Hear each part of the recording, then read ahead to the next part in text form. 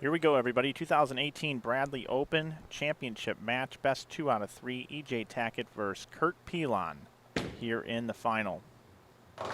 Winner receives $15,000. Second receives $7,000.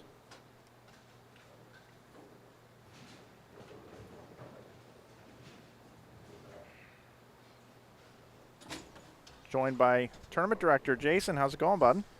Not too bad. Been a long weekend, but this is what you wait for, to watch a interesting final. Two quality players, heck, quality field all weekend. So it's been good. So we're using lanes 25 and 26. It's been a very tricky pair this weekend.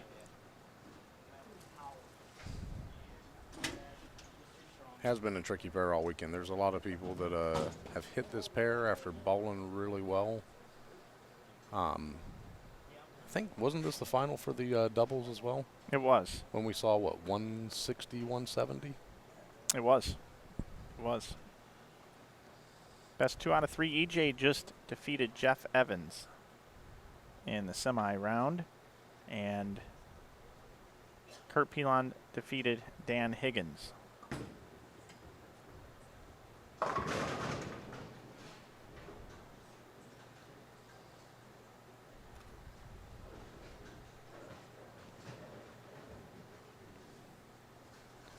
Bradley Open wouldn't be possible without the great sponsors: Classic Bowling Products, New Center Consulting, Hammer Bowling, and of course our associate sponsors as well, Creating the Difference, Louisville Great Flood Brewing Company, Laker Lanes, United, American Supply. And if you head over to touchscore.com, you can find out so much about their products, including the Touch Desk 3 management system. One that we've missed on there is High Five Gear. High Five Gear. Like I said, Lindsay Boomershine was awesome to work with. She jumped in, helped us out with a lot of stuff, supplied us with some awesome jerseys that we have some left over, so we'll be trying to sell those on the webpage, maybe gifting one to another lucky subscriber. But like I said, she's been an absolute pleasure to deal with. We'll look to continue our affiliation with H5G next year. Build the tournament and continue to build a relationship with all these sponsors. Again, Glenn's done a awesome job with New Center Consulting. John Hammond that was in the booth earlier with Classic Products, Jimmy Land, all the guys at Classic. Couldn't do that without these guys. Dave Watka, Hammer Bowling. Soon to be working more often with Brad Bridges, but Hammer's been a great supporter, affiliate, overall helper with all of the stuff that we're doing. So we appreciate everybody, and again, I'll continue to do my little plug and thank you for yourself as well, Mike. You've helped out a ton. I really appreciate it. Got 829 watching now, and we've got a tie match through 2 frames. We're here at Ken Bowl in Louisville, Kentucky. New venue change this year. I want to thank the staff here for doing such a great job.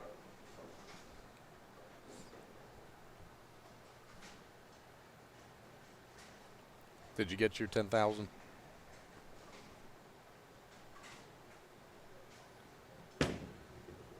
Close? We are close to 10,000 subs on the InsideBowling.com YouTube channel. We gave away the Gauntlet Fury just a little while ago.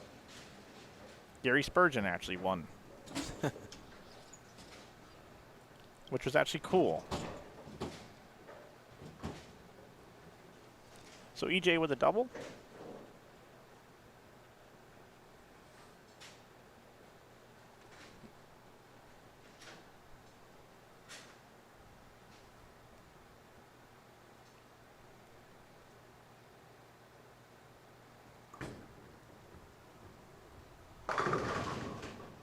And now Kurt with a double.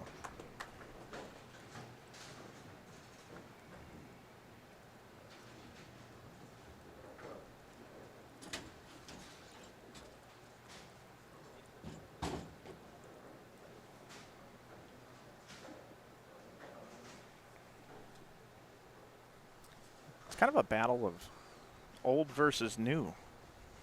Kurt Pilon bowled on the PBA Tour in the 90s. E.J. Tackett, reigning player of the year now.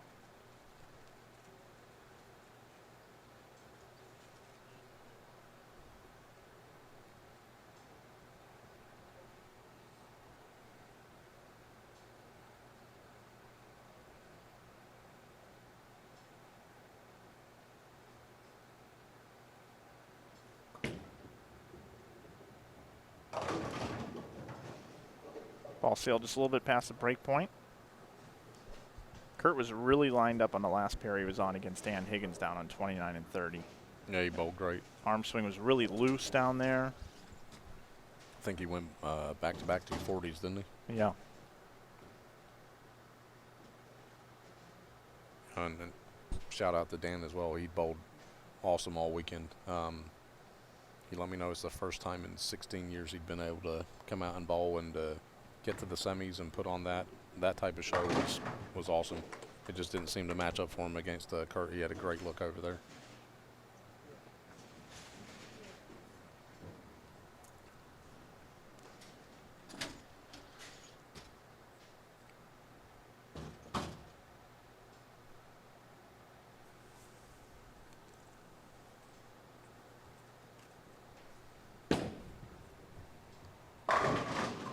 EJ now with a triple. They're bowling on a 47 feet in length oil pattern, 45 milliliters of oil put out on the lanes. It's an AMF HPL surface installed, I was told, around 5 years ago.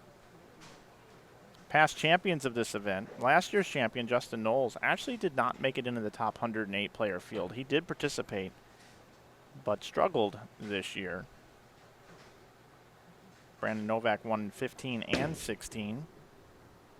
Bowled earlier today, but did not make it into our top 8. It's been going since 1979. And Jason, could you talk a little bit about why the name of the tournament's called Bradley? Yeah, it was named after a gentleman in Lexington. A lot of the staff, I guess, at Eastland, and I don't know all the history of how it originally came to be, other than it was named after a gentleman in Lexington. His son actually was at some of the events when you were live streaming a couple years ago, Doug Bradley. Mm-hmm. It was put together and organized by some staff at Eastland in '79. You can re-rack. It was put together by the staff. They organized the event in the 70s for 79 for a lot of local bowlers. And then over the years, it started to pick up more and more interest, especially in the state of Kentucky, to where it is now, where we have bowlers coming in from all across the U.S. We had some participants from Canada this week as well. And it's growing more and more interest. So the name is synonymous with, like I said, the gentleman that it was named after in Lexington to begin with.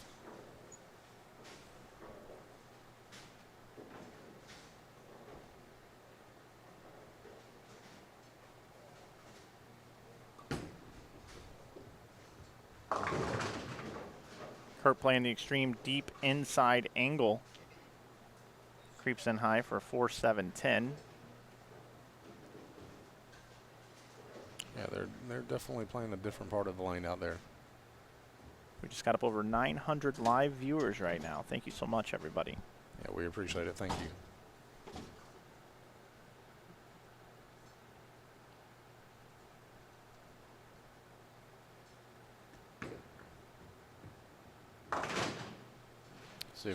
See if we can get a good part of the 900 viewers to subscribe to your Inside Bowling page. I think most of them are subscribed.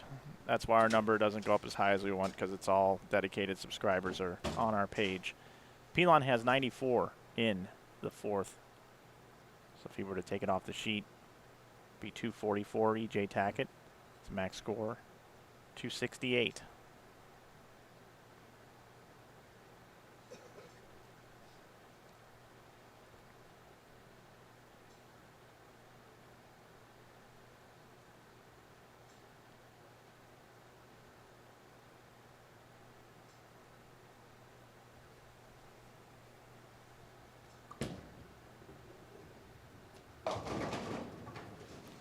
Pilon's dealing with some hook in a spot he's not used to.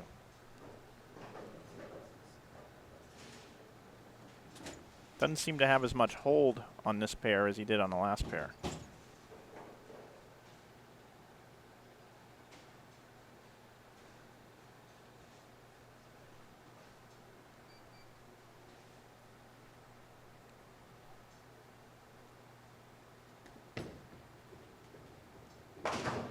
I want to make note of this. I said how quick E.J. Tackett likes to get up and bowl.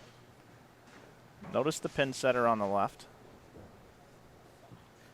And notice when E.J.'s on the approach and how long it takes before he's ready to go. It's almost instant.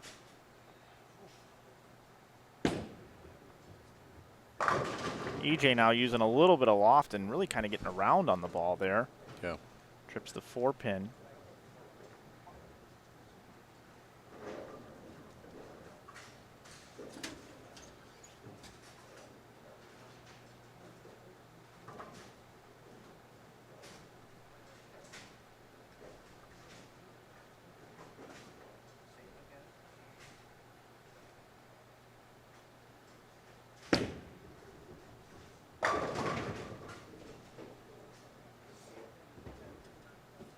EJ leaves the 10. Kurt's going down with another ball. Got another ball. Looks like he just put a red ball up there.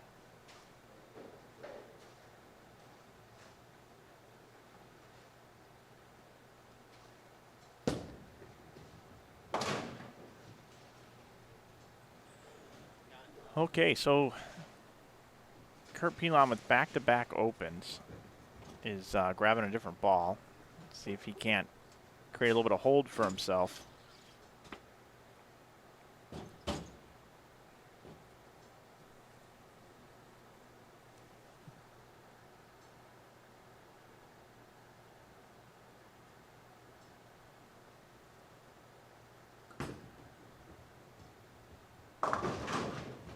And again, comes in high.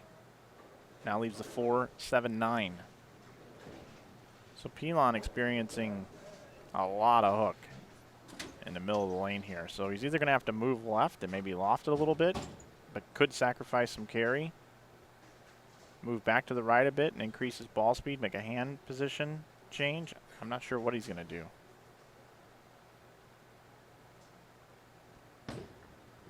EJ's tilt and roll is matching up on this pattern, on this pair, better than Kurt at this point in time. Best Kurt can do is shoot 202. EJ can max for 248. And Kurt is on a mission currently. He's just picked up a bag. And he's setting it down with some balls in it.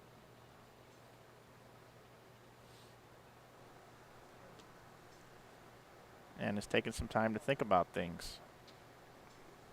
He brought a bag down here with a ball in it. It has one ball in it, but elects not to pick it up and use it. Best of 3 match, remember everybody. Best of 3.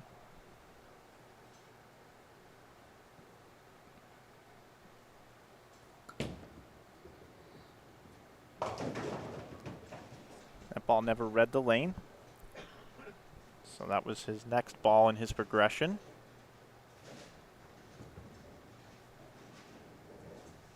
Definitely didn't find his way back on that one. Got a question here wanting to know when the next broadcast is. It's going to be February 10th and 11th, the Fusion Realtors Open in Waterloo, Iowa.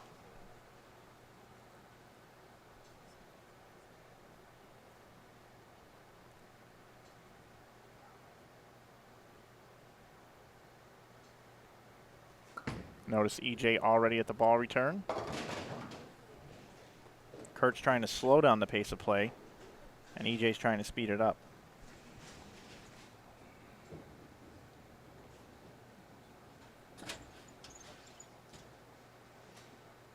The lanes were not re-oiled since this morning. They're bowling on burn.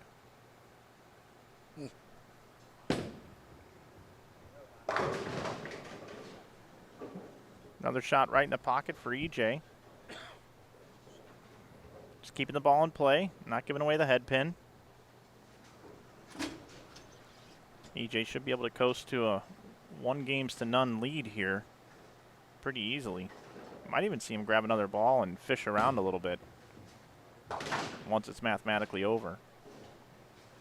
Still strike out for 37 from here. Yeah. Pilon can shoot 192. So this next shot, realistically.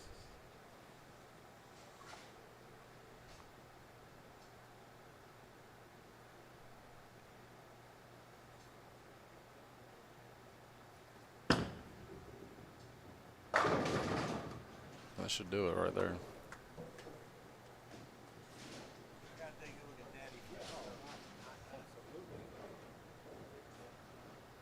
Kurt is making a ball change. It appears to be, I think it's a hypercell, but I don't know for sure. It's what it looks like to me. He says he's got to give Daddy a look first. I don't know if the name of this ball is Daddy.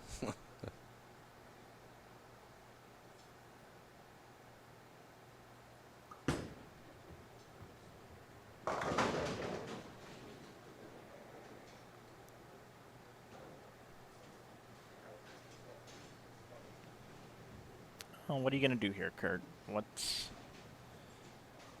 You've got this shot with the head pin that you can search around, use as a test shot, and you've got an entire 10th frame.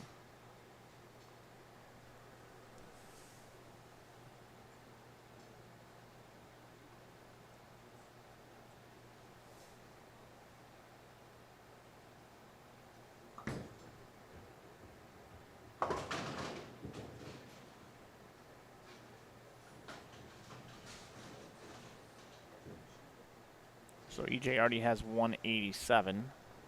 The best Kurt can bowl is 179, so it's officially in the books mathematically.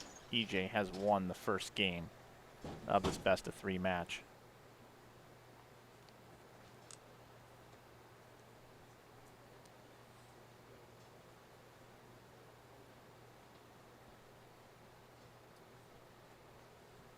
And now EJ's got his ball out that he wants to test and try. And EJ's ready to bowl right now.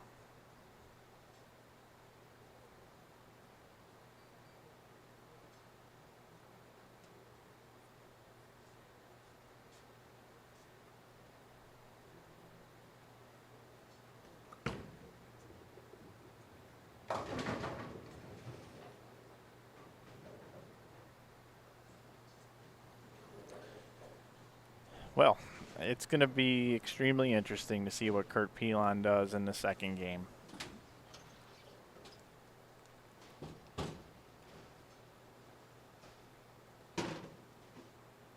I got to imagine he's not going to try to pick this. Would imagine he's going to try a tester shot somewhere else. Does he try a shot, you know, playing the track like around 11 or 12? With some speed, just jamming it into the 1-3. What's he gonna do? I know he's got a bunch of tricks.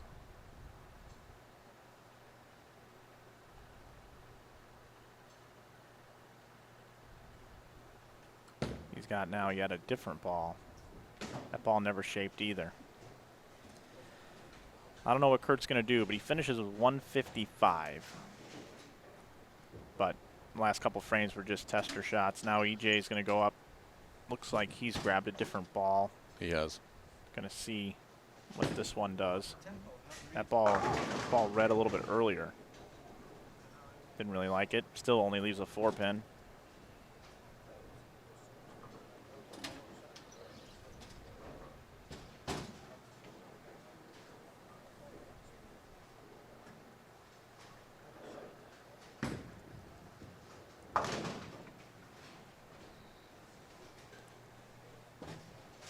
Okay, EJ's going to bowl 2-teen something.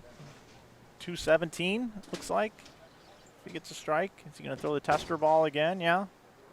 Went a little high on him. Probably like a 2-board adjustment to the left, I would guess. He's going to see what the carry looks like from getting in a little bit deeper, I would guess. Yep, gets a little deeper. Leaves another 4-pin. So consistent ball reaction there. So EJ Tackett takes the lead, 1-0 in his best of 3 here at the Bradley Open. 15,000 for first, 7,000 for second. I'm Mike Flanagan, joined by the tournament director, my good friend Jason here, who's been hooking me up all weekend. It's nice to have it down to the finals now, my friend. Got a bit of a crowd here watching. Yeah, not too bad. I think about, what did you say, 30, 40 people? Yeah.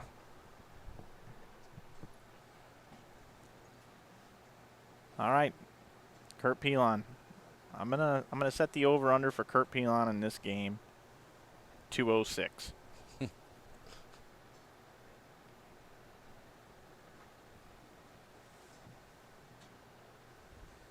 Pretty safe bet. I mean, I think he's going to make adjustments to get there. It's just whether his adjustments are better than EJ's.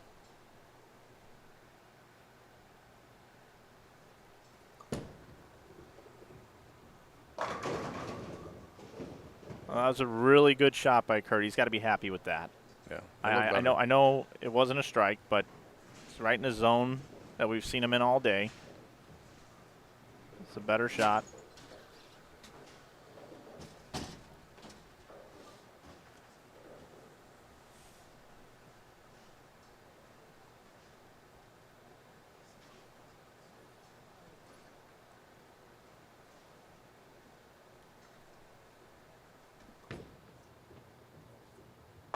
All right, Kurt. All right. There you go. There you go. Something to build off of. Kurt was out with his compass looking for the 1-3, and he found it again. Definitely looked like a lot better shot. Like I said, didn't carry, but it got there, looked close. Oh, my. Stone 8. No, Stone 8-10.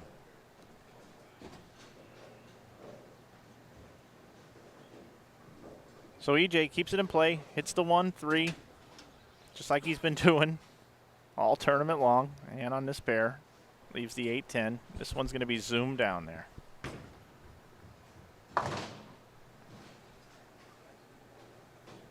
All right. So Kurt Pilon has a lead in a match against EJ here now for the first time in this championship match.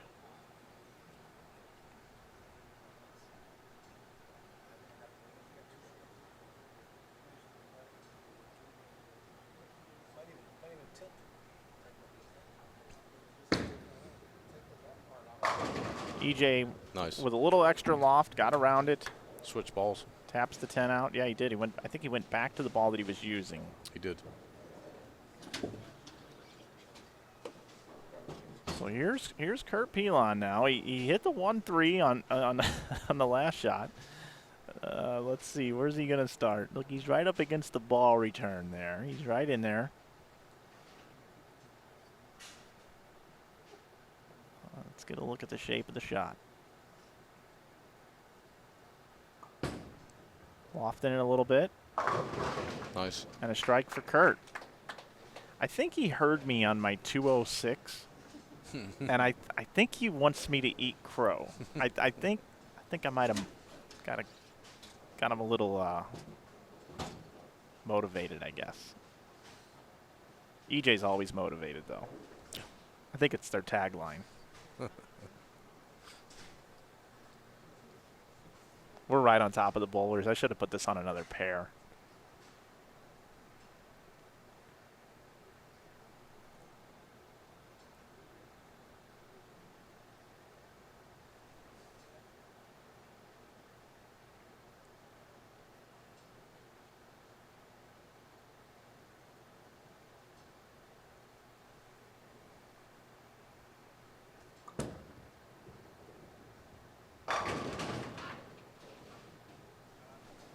Three good shots in a row by Kurt.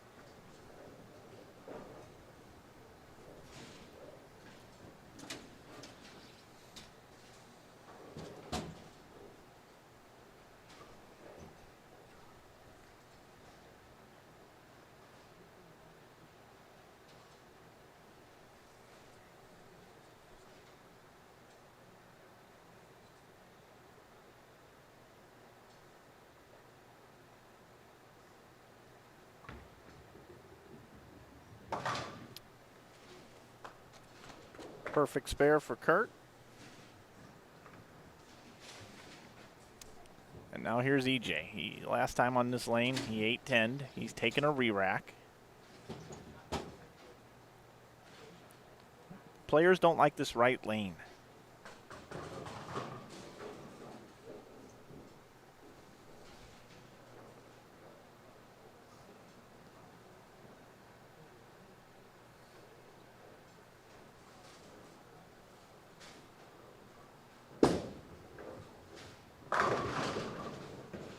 Nice shot. That was perfect. So we got a double for EJ. Here in the chat, Keep It Simple says, hey, Mike, say hi to my son, Josh. Hi, Josh.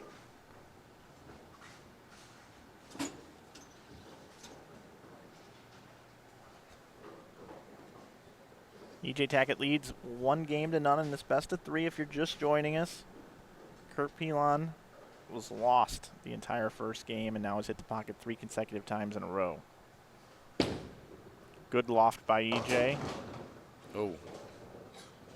Bad result for EJ. Here's a look at that shot again. Just nasty. So he's got to try to slide the 3 over into the 7 and have the ball deflect off of the 3 into the 10.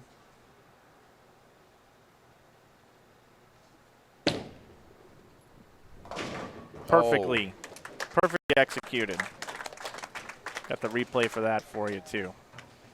Nice pickup by EJ Tackett. And that could be the difference in the match.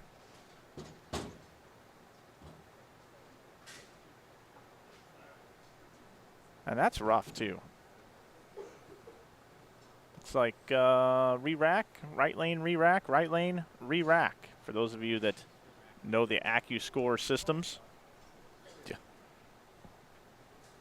So we got another re-rack on the right lane. Third one so far, isn't it? Yeah, we had one in the first game by Kurt, and now we've had one by each player in this game. Kurt's going to stand back, look at the rack.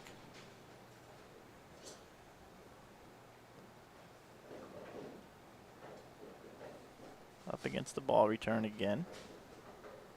Leaning right up against it.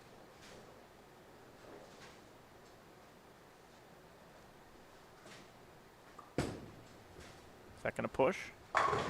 Did. Look at Pilon's shot again, just because we can. Down and through the shot. Bada boom. Perfect. So let's see if Pilon can get out of this Dutch pace he's in right now.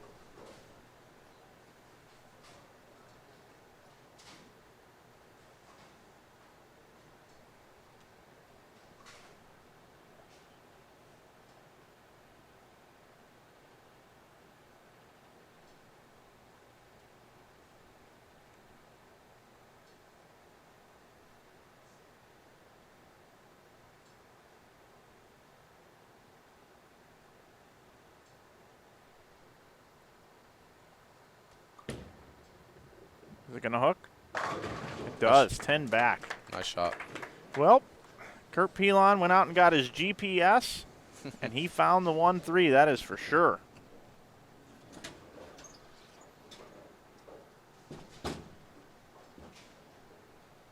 Five quality shots from Kurt Pilon.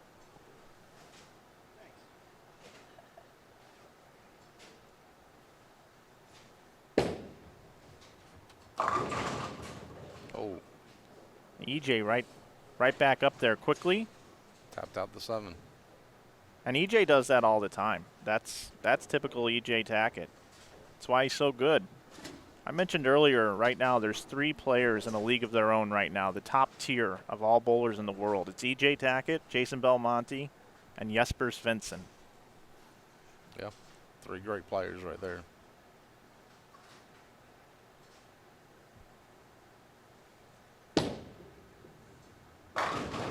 Oh.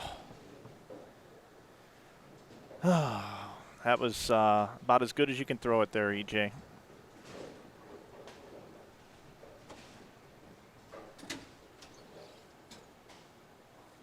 So Tackett starts with an 8-10, then doubles, then picks up a huge split, strikes, goes up for the double, and just rings a 10.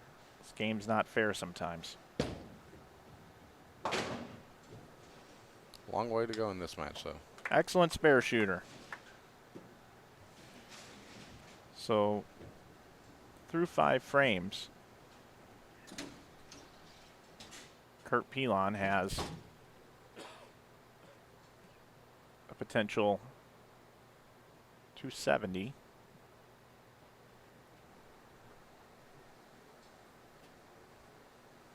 .236 for EJ.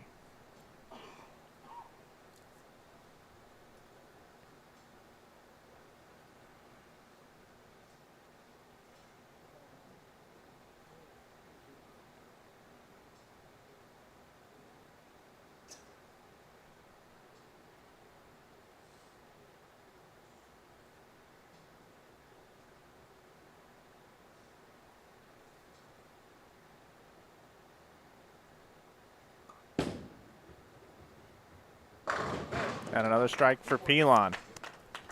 Well, that 206 score I set for Pilon is looking like the over-betters.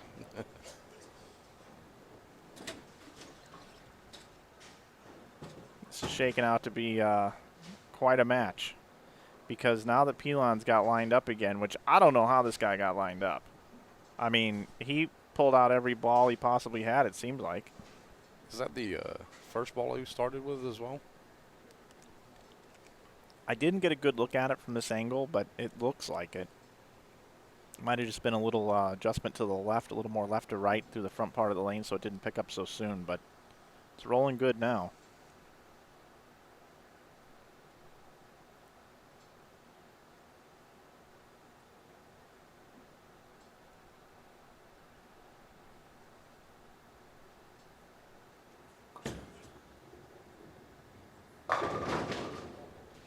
Tap 10. Looks just like EJ's shot. Both of them leave 10 pins over there. Obviously, EJ's was more of a ring 10.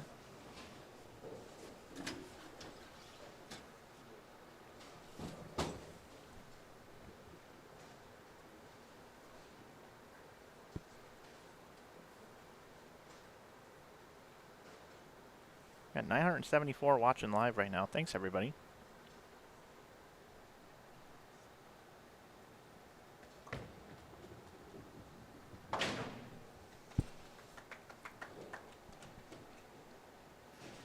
Max score for Pilon, 249.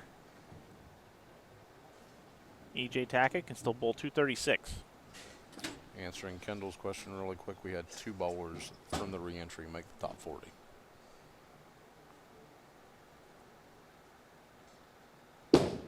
Look at the loft there. Good shot, EJ. Good adjustment out there. Trips the 4-pin. Makes up for the 10-pin in the last frame.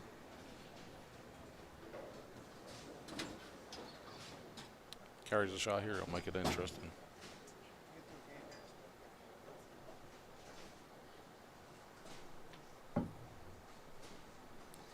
EJ with a strike here can cut it to 13.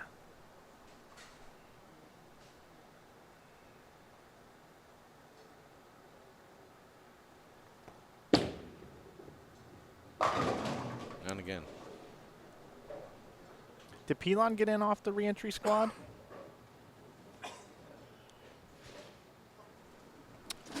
I might have to check. I think he did. I think he did I too. think he did. I'll know in just a second if they still have that up on here. Yeah, I'm pretty sure he did. I think he ended up leading the re-entry.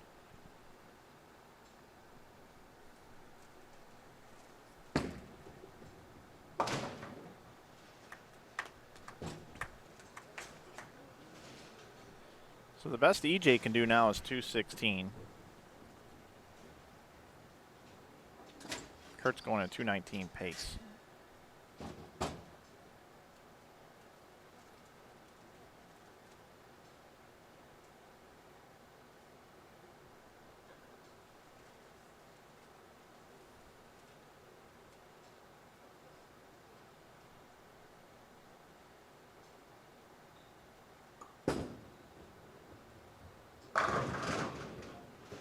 Nice shot. All right, another 10 pin.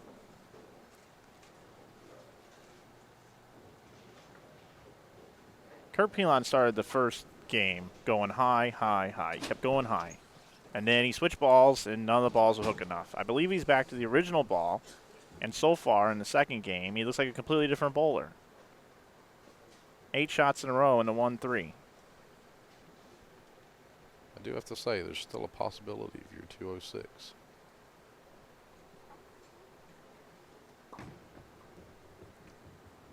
Oh my.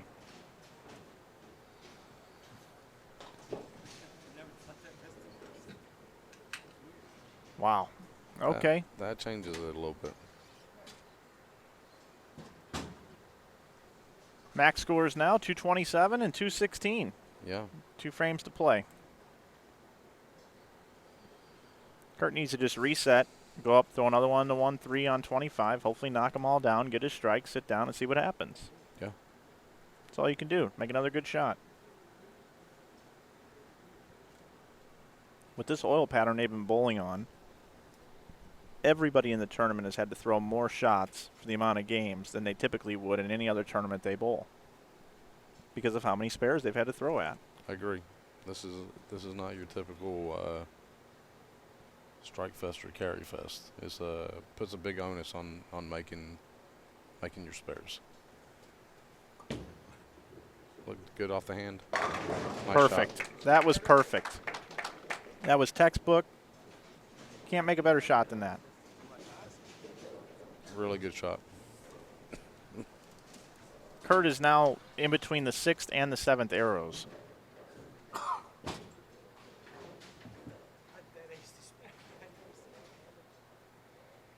Kurt said he dead aced the spare. And that is another re-rack on 26. Yep, EJ taking the re-rack. I like the play.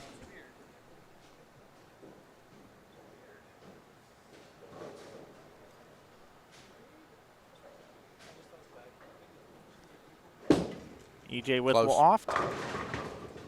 Unable to trip the 4-pin.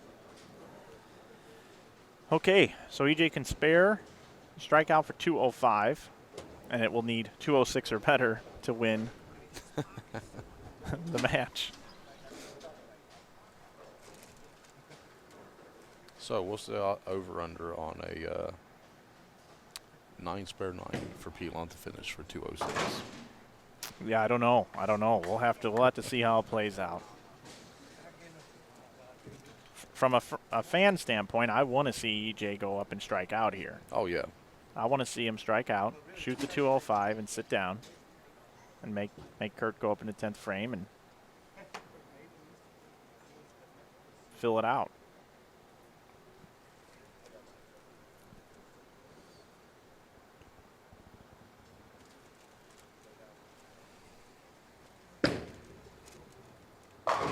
Nice All shot. right, good shot, EJ. No 10-pin there.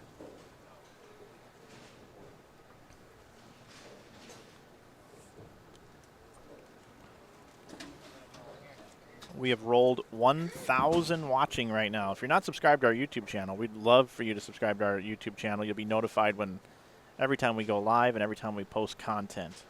Thanks, everybody, for tuning in this afternoon to the Bradley Open Finals. Big shot. That looks good. Nice All right, shot. EJ, there you go. Apply some pressure. Another re-rack on 26. Yeah, now that's a little strange to me. I typically would let my opponent finish and then take my re-rack. Right.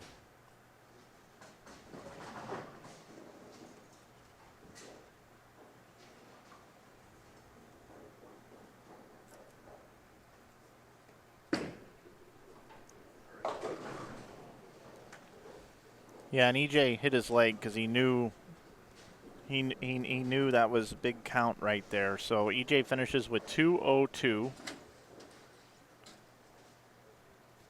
So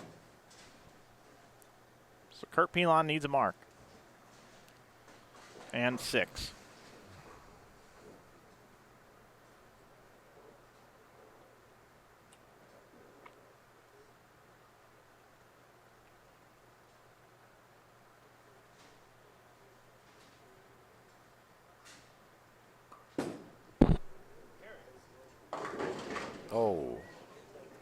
And Kurt Pilon leaves the 6-7. He has to make this. Yes. Kurt's got to make this.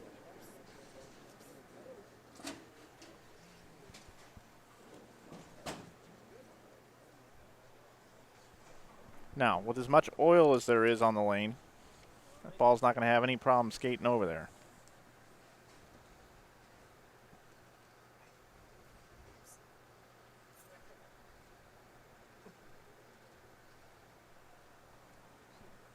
This is definitely a championship shot here.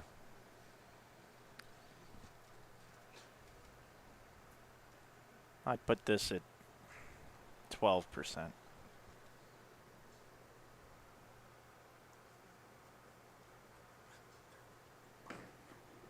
Close. Oh. EJ Tackett is your 2018 Bradley Open champion. In a crazy turn of events here in the championship match, he defeats him 2-0. Kurt Pilon is going to finish runner-up and receive $7,000. EJ Tackett is your champion, $15,000. Wow, that was I didn't expect that. I really didn't expect that finish. Wow, what a tournament. And, you know, that's what you're going to see on a grind out. That is exactly what you will see on a grind out. Definitely. I'm going to talk to EJ here in just a moment when we come back here on Inside Bowling. All right, here with our tournament champion, EJ Tackett. EJ, you've won a lot of events on the PBA Tour, Player of the Year, all that kind of stuff. But this one's got to be pretty special, $15,000 and a Bradley Open championship. Yeah, absolutely. I think this is the third or fourth time I've bowled this event. Obviously, first time here in this bowling center. But the field here is always really strong. We get a lot of tour guys to come bowl, and then you know, we have some of the best amateurs in the country come bowl this event as well. So the field is, you know, as strong as bowling any PBA event.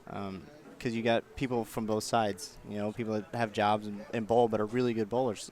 So you know, it's a hard tournament to win. The pattern's always tough. This week the scores were a little bit higher than we've seen in years past, but it still definitely was not easy out there. The pattern was not very forgiving, and just puts a premium on spares. You're probably the favorite coming in. I mentioned a couple of times right now, if you were to tier the bowling field, right now, yourself, Jesper, and Belmo are really the top three guys right now in the world bowling. And then everybody else is kind of, you know, next tiers underneath there. When you come to a tournament like this, do you expect to win it? Or? Well, I mean, I don't show up at a tournament unless I expect to win. I walk in thinking that I can win. Obviously, we know that I can't win every tournament, but you have to show up the mindset that you can. Just gets you in the right frame of mind to just go out there and do your thing, bowl your game, and see what happens. And that's what I did this week. And honestly, patterns like this and this tournament in particular hasn't been, you know, my favorite type of bowling. You know, I like the scoring pace. I like how hard it is, but I've never really matched up. And this week I just came in with the mindset of I'm just going to kind of throw it at the head pin and let it fall back and just try to make good shots, pick up my spares, bowl 220s, and that's what I did last night in the 6 games and the 6 games this morning. I just kind of kept bowling 220, 230 every game, and you know, slowly moved my way up. And we got in match play here, and I bowled some good games the first 3, and then the last 3 that I bowled, I ran into some difficulties, and the lanes just kind of went away, especially this pair here. You saw with Kurt and I, we had a really hard time getting our ball right at the head pin quite a few times, and when we did, it to carry was really hard. I know we both left a bunch of ring 10s that match there, and you know, Kurt's bowled great all week, and he took a little hiatus there, and you know, it's good to see him back bowling again and being competitive. So I'm really happy to see that. I know that you have people that sponsor you, that support you. This is your opportunity now to thank them. Yeah, Motive Bowling. You know, we all think our companies make the best in the world, but for me, it just suits my game so well. I've been with them for so long, you know, and I'm partial because, you know, I do a lot of testing with the bowling balls, so they really fit my game really well. Genesis with some tape here. Mm-hmm. I don't have any wrist problems yet, but I'm trying to prevent them. Right, And right. Genesis helps me do that. Yeah, that's how that works. Just signed with Turbo this year, so made the move over to them, and really, really happy with the products. I've been using them since the World Series, and I'm really happy with everything that's going on, with switch grips, everything. And then Mongoose Sports, they also make the Real Bowlers tape. So that's the tape I've been using for, I don't know, 2 or 3 years now. I think that's about everybody. I think that's about everybody. I think so. Yeah. Well, dude, it was fun watching you bowl. It was cool seeing Kurt, like you said, kind of the older generation, kind of with you, EJ, and you're right about the way that you play out on the lanes. When you got a little bit extra room to the right, because of the way you throw the ball, you're able to still carry. Right. And when you like when your miss is a little to the right more so than to the left. Well, I actually like to have more shim when I'm bowling, and when I do see that little bit of push in the middle of the lane, I tend to like to gravitate towards that because my rev rate is so high and my ball tends to hook a lot that I see less variance when I play the shim than I do when my ball may overhook off the drive. We get on a pair that just hooks too much, and if I'm playing the hook and my ball just rips off of it, then I'm kind of stuck. I mean, I always bowl pretty well when the lanes are that way, but I definitely like to have a little bit of shim in the middle of the lane. That's what I prefer. Okay. All right, man. Well, congratulations, Thank you dude. so much. Another win. Man, that was cool to watch. $15,000. Got any plans for that? Yeah, it's going to go right in the bank. Right into the bank. It's about tax season, so that's going to help out. Oh, yeah. I forgot about that. Thanks for reminding me. You're welcome. We've had a ton of people watching this weekend. You've had a lot of support. I know Natalie was in the chat as well. So I know everybody was rooting for you and wanting to congratulate you here in the comments on the chat. So appreciate you coming by, spending a couple of minutes. You got your trophy there. There it is. And we'll wrap up the broadcast here, too. That's it for this weekend here from the Bradley Open. Congratulations to EJ Tackett, everybody that came out. Safe travels on your way home. And we'll see you on our next broadcast, which will be in February at the Fusion Realtors Open. To everybody that supported the channel this weekend and subscribed, we certainly do appreciate that. And we'll see you on the next one, everybody. Good night. See ya.